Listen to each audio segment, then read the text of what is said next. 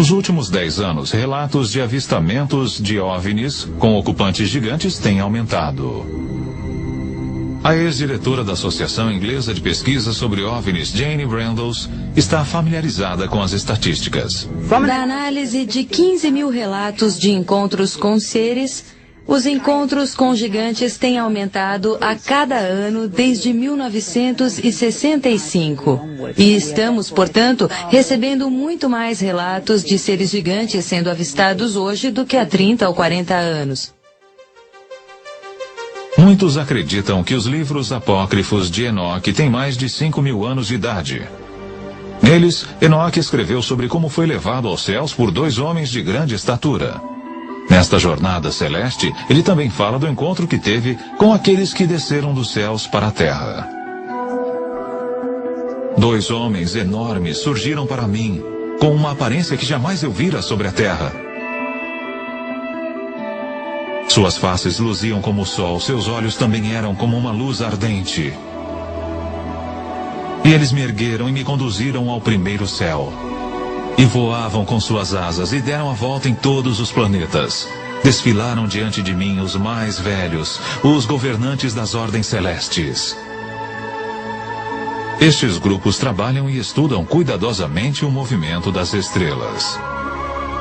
Enoque foi levado aos céus pelo menos por 3 vezes. Em nossa visão atual, diríamos que ele foi levado a uma nave-mãe. Lá ele teve uma conversa com o mais alto, seja lá quem for este superior. Para nós seria talvez o comandante da espaçonave. Em outras palavras, Enoque foi o que chamamos uma vítima de abdução extraterrestre. Isto pode parecer uma interpretação fantasiosa de um texto escrito há muito tempo. Por outro lado, relatos atuais de pessoas que alegam ter sido abduzidas não são muito diferentes. Os adultos tinham de 1,80 a 2,70 metros de altura, tinham cabelos brancos, pele clara, eram quase albinos, olhos azul claros, vestiam mantos brancos e eles não usavam qualquer tipo de calçado.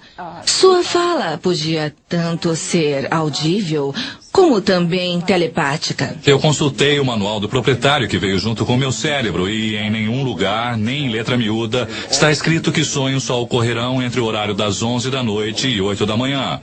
E, de um modo geral, sim. Porém, sabemos que o cérebro pode gerar imagens extremamente vívidas, coisas extremamente reais e animadas que são alucinações. Porém, casos ocorridos na cidade russa de Voronezh não podem ser tão facilmente explicados. Neste caso, havia pelo menos 20 testemunhas. Poderiam estar todas sonhando o mesmo sonho em plena luz do dia? Em setembro de 1989, algo aconteceu na cidade de Voronezh, 320 quilômetros ao sul de Moscou, que chamou a atenção da imprensa mundial. Durante várias semanas, estranhas luzes foram vistas sobre a cidade. Depois, em 27 de setembro, noticiou-se que uma espaçonave pousou em um dos parques públicos da cidade e de dentro dela emergiram 3 figuras de extraterrestres. Nada remotamente parecido com isto ocorrera antes em Voronezh. Antes de vir para a América em 1990, o jornalista ucraniano Paul Stonehill cobriu o caso Voronezh para a imprensa internacional.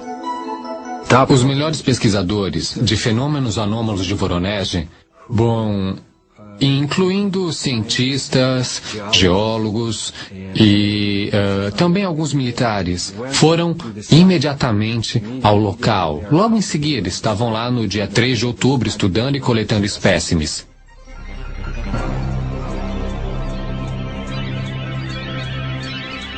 O encontro tornou-se a sensação da mídia, na rede nacional de televisão e na imprensa mundial. Isso atraiu a atenção da mídia de todo o mundo porque foi efetivamente endossado pela TASS, a agência soviética de notícias, que até então nunca dera crédito a este tipo de história. Eles tiveram a oportunidade de conversar com muitas das testemunhas oculares, adultos, crianças, policiais, professores, estudantes e cientistas que haviam visto OVNIs semelhantes ou mesmo com outros formatos.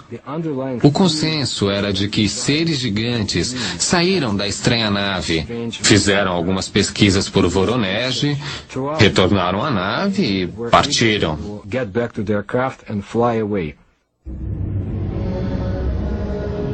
Pela primeira vez, tínhamos um grupo genuinamente grande de pessoas, todas concordando entre si ao descrever a aparição desses gigantes. Então não era um caso de simplesmente acreditar numa única testemunha ou não. Aqui não era possível deixar de acreditar neles porque eram tantos e todos dizendo a mesma coisa.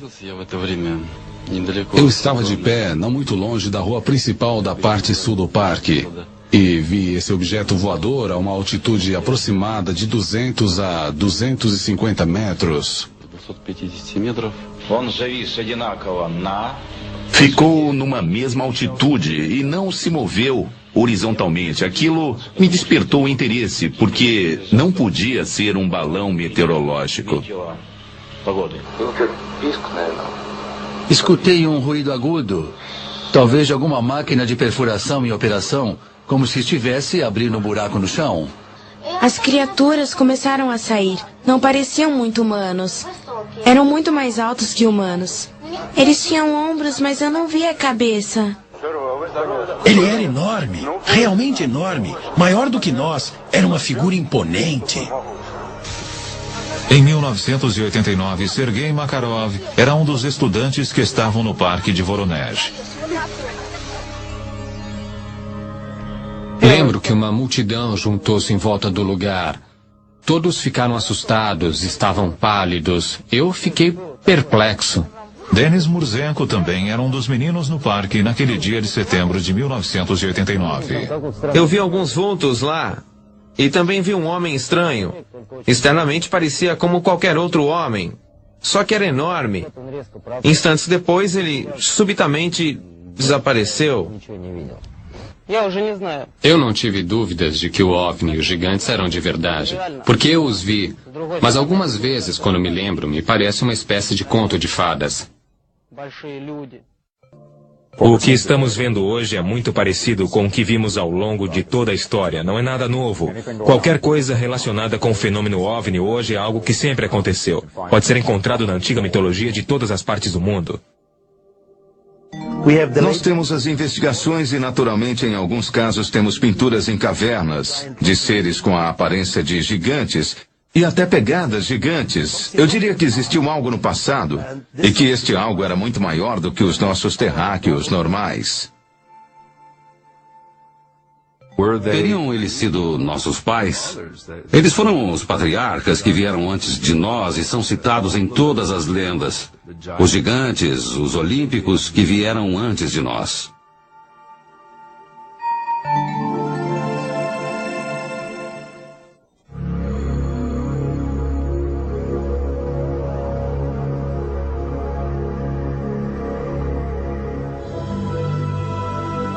Seja fato ou fantasia, gigantes ocupam nossa consciência coletiva desde que eu possa me lembrar. Mas teria uma raça de gigantes habitado realmente a Terra? Os textos antigos, bem como algumas evidências, sugerem que sim. E seria possível que genes recessivos, existentes nos homens de 2,10 metros e 2,50 metros que caminham entre nós hoje, estivessem relacionados à antiga raça dos gigantes? Agora, com relatos como os dos gigantes de Voronezh, ficamos imaginando se talvez os deuses gigantes dos sumérios não estariam voltando. Mas, sejam eles reais, imaginários ou alegóricos, uma coisa é certa. O mistério e o mito dos gigantes nos acompanharão ainda por um longo tempo.